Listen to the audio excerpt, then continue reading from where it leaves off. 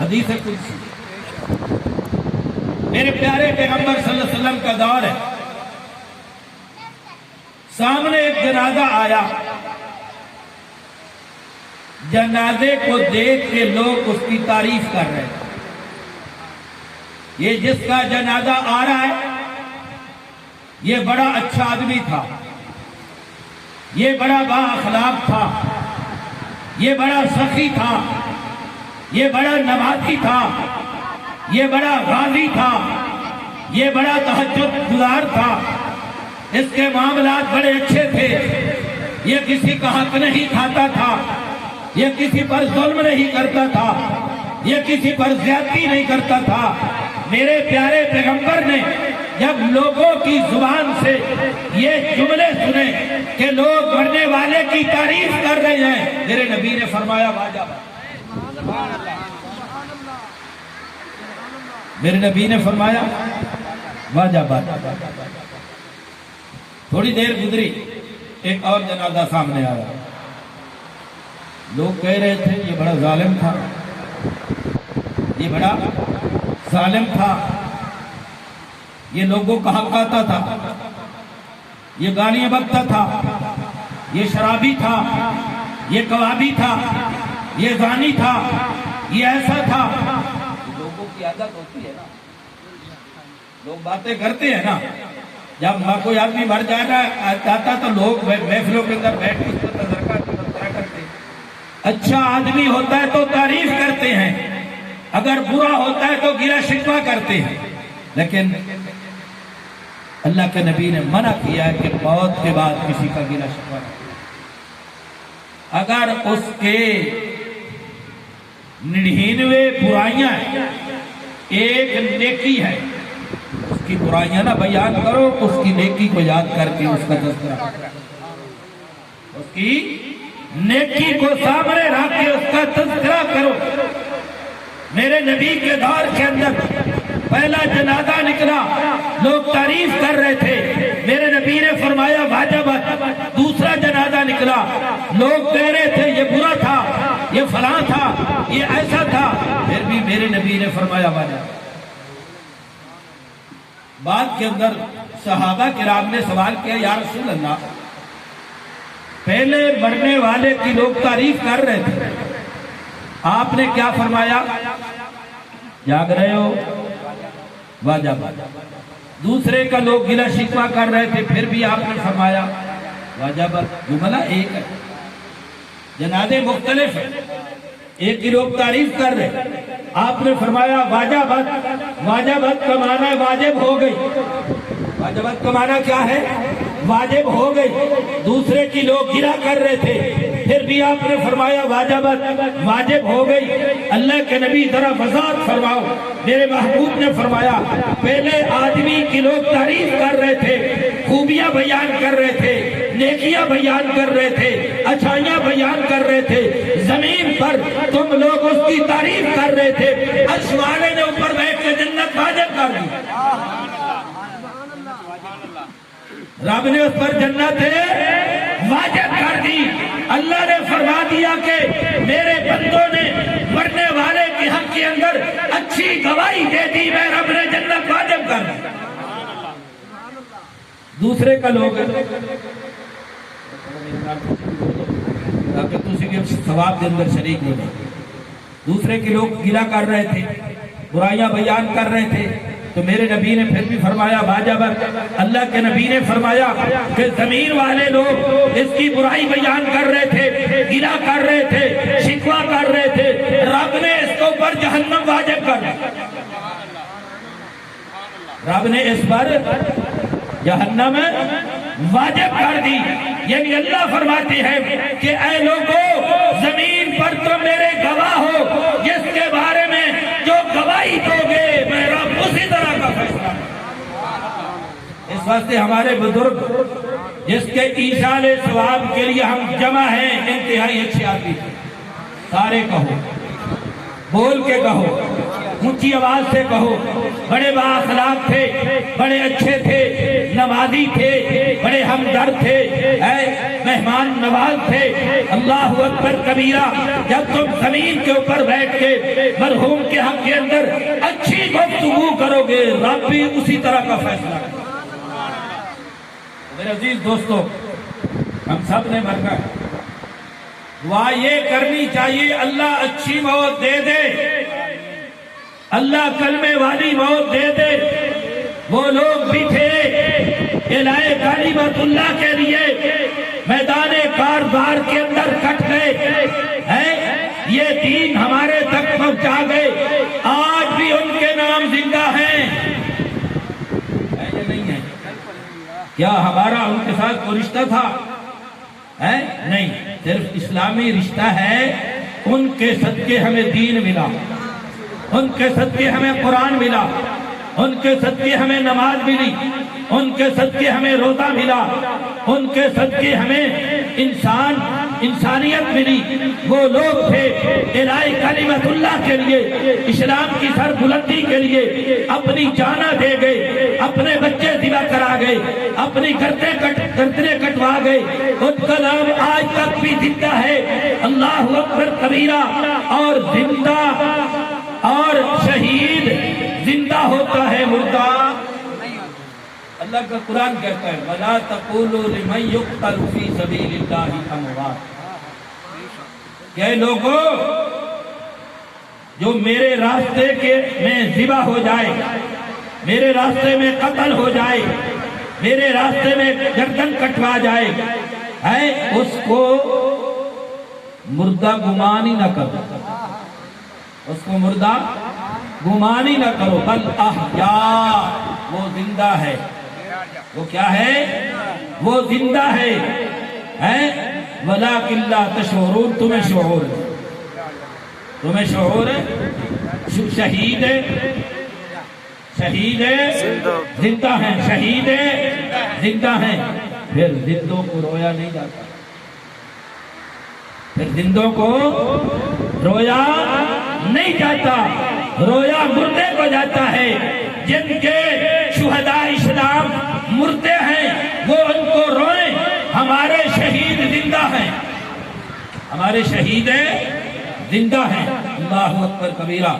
شہداء اسلام کی ایک لمبی داستان ہے، شہداء اسلام کی ایک بہت زیادہ تعداد ہے۔ شہداء اسلام حضور سے لے کر آج تک بڑے بڑوں نے قربانیاں دی الہ کلمت اللہ کے لیے، اللہ کے راستے کے اندر۔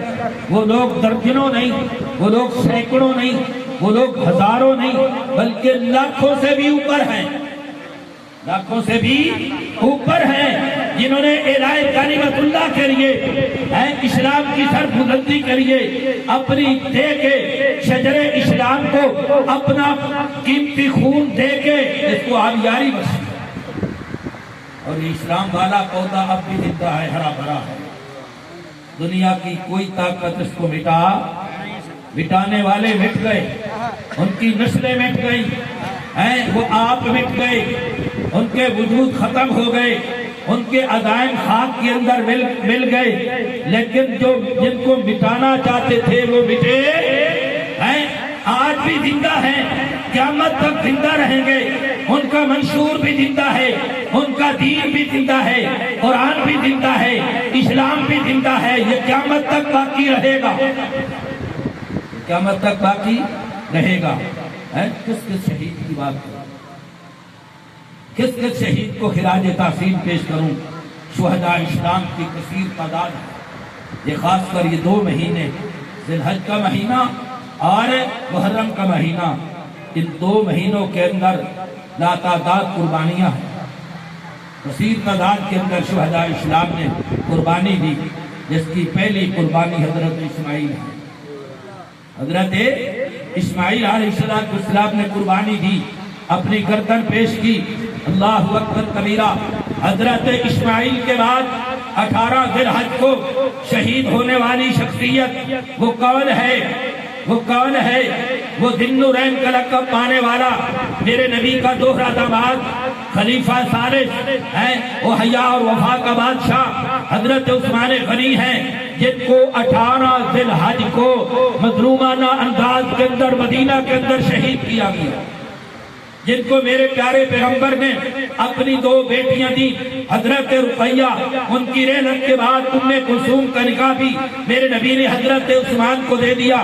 وہ عثمان حیا اور وفا کا پیکر، وہ عثمان جامع قرآن جو آج ہمارے اندر قرآن پاک کی تلاوت ہو رہی ہے، یہ جو کتابی شکل کے اندر قرآن آج ہمارے اندر موجود ہے، اس کو جمع کرنے والے حضرت عثمان ہیں، کو جمع کرنے والے حضرت عثمان غنی رضی اللہ تعالیٰ عنہ، حیا اور وفا کے بادشاہ۔ کون عثمان جس نے مسجد نبوی کی توسیع کی؟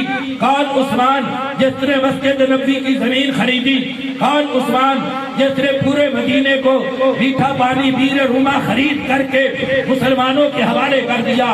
کون عثمان غزوہ تبوک کے موقع پر میرے پیارے پیغمبر نے چندے کی اپیل کی؟ حضرت عثمان غنی رضی اللہ تعالیٰ عنہ نے، یعنی اتنی بڑی فوج ہے اور غریب و تیار لوگ جن کے پاس ہتھیار نہیں، جن کے پاس کھانا نہیں، جن کے پاس لباس نہیں، جن کے پاس سواریاں نہیں، خدا کی قسم تاریخ اسلام شاہد ہے 10,000 فوج کا اکیلے عثمان نے خرچہ برداشت کیا، اکیلے عثمان۔ میرے پیارے پیغمبر تشریف فرما ہے، حضرت عثمان نے 1000 اشرفیاں لا کے میرے نبی کی جھولی میں ڈال دی۔ میرے پیارے پیغمبر صلی اللہ علیہ وسلم اشرفیوں کو دیکھ کے، ان درہم دنانیر کو دیکھ کے اس طرح اچھال بھی رہے ہیں اور فرما رہے ہیں ما ضر عثمان ما عملا، عثمان آج کے بعد جو مرضی کر تو جنتی ہے۔ وہ عثمان 18 ذی الحج کو باغیوں نے آپ کو شہید کیا۔ امام حسین ہمارے ایمان کا حصہ، امام حسین اور خاندان نبوت ہمارے ایمان کا حصہ ہے۔ میدان کربلا کے اندر ان پر ظلم ہوا، زیادتی ہوئی، وہ کیسے بے ایمان لوگ تھے جن کو میرے نبی نے پھول کہا۔ پھول تو ہوتا ہے، ان کو سجایا جاتا ہے، سینے کے ساتھ ٹانکا جاتا ہے، ڈرائنگ روم میں پھول کو سجایا جاتا ہے، اس کو اپنے ماتھے کا زیور بنایا جاتا ہے، لیکن وہ کتنا دیدہ دیدیر لوگ تھے جنہوں نے میرے نبی کے پھولوں کو میدان کربلا کے اندر مسل کیا۔ میرے پیارے دوستو، حضرت حسین پر ظلم، آپ کا پانی بند کیا گیا کہ نہیں کیا گیا؟ 10 دن آپ کا پانی بند، بعض روایات کے مطابق 3 دن بند۔ میں اس جستو کے اندر نہیں جاتا، اس بات کی تحقیق کرنے نہیں بیٹھتا 10 دن بند ہے یا 3 دن بند ہے، بند رہا۔ لیکن آئیے میں آپ کو ایک ایسا مظلوم دکھاؤں جس کا پانی اور کھانا 10 دن بند نہیں ہے، 20 دن بند نہیں ہے، 40 دن بند نہیں ہے۔ حضرت عثمان کا کھانا اور پانی 40 دن بند رہا۔ کتنے دن بند رہا؟ 40 دن بند۔ کسی نے سوال کیا عثمان کس طرح گزارا کرتا رہا؟ 40 دن کس طرح زندہ رہا؟ آپ کو بھوک بھی لگتی ہوگی، آپ کو پیاس بھی لگتی ہوگی، آپ زندہ کس طرح رہے؟ حضرت عثمان نے بڑی خوبصورت بات کہی کہ اے لوگوں، مجھے بھوک لگتی تھی، مجھے پیاس بڑا ستاتی تھی، میں اللہ کا قرآن پڑھنا شروع کر دیتا، میری پیاس بھی ختم ہو جاتی، میری بھوک بھی ختم ہو جاتی۔ میرے عزیز دوستو، کس شہید کی بات کروں؟ 18 ذی الحج کو شہید ہونے والے حضرت عثمان میرے نبی کے دوہرے داماد، اور خدا کی قسم امت کے اندر یہ عثمان کو اعزاز ہے کہ جس کے نکاح کے اندر میرے نبی کی 2 بیٹیاں، بلکہ امت کی بات بھی نہیں، حضرت آدم علیہ السلام سے لے کر حضرت آدم علیہ السلام سے لے کر ہمارے نبی تک جتنے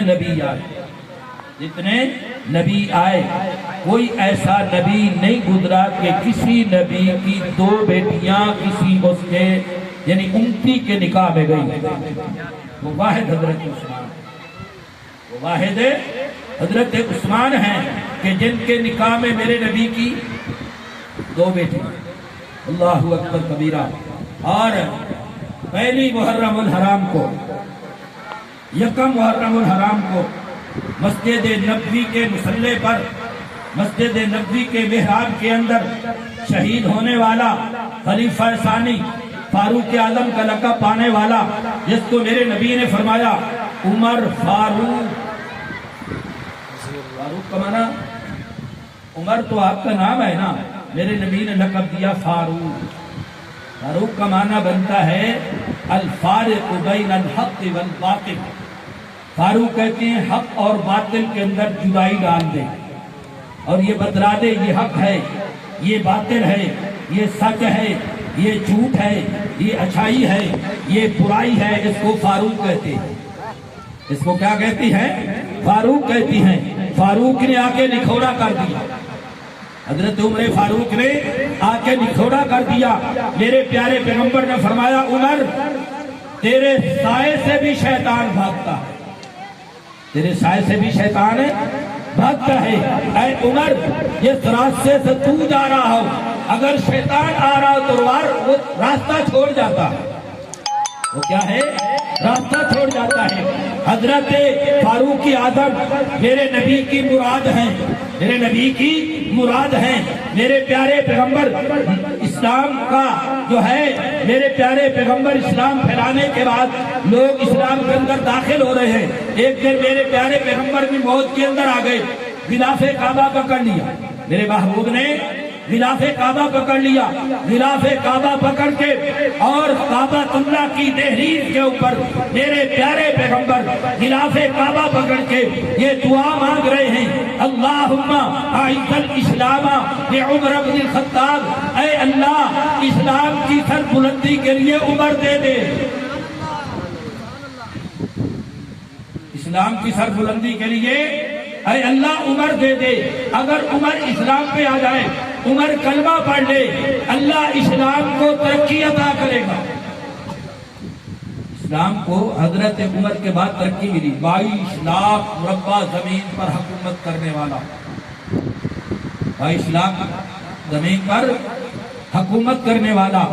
और फिर ये भी करता है, अगर उमर के दौरे खिलाफत में अगर कुत्ता भी प्यासा मर गया तो कल क़यामत वाले दिन उमर से पूछा जाएगा। ये उनका दौरे नबूवत है, सुनहरी दौर है। हजरत उमर फारूक ने 4 चीजों पर हुकूमत की। मेरी तरफ तवज्जो करो, कितनी चीजों पर? 4 चीजों पर, हवा, पानी, मट्टी और आग। 4 चीजों पर हजरत उमर ने हुकूमत की। किस तरह की है? हवा पर हजरत उमर ने हुकूमत की। इस तरह हजरत उमर फारूक मस्जिद नबवी के अंदर खुतबा दे रहे हैं।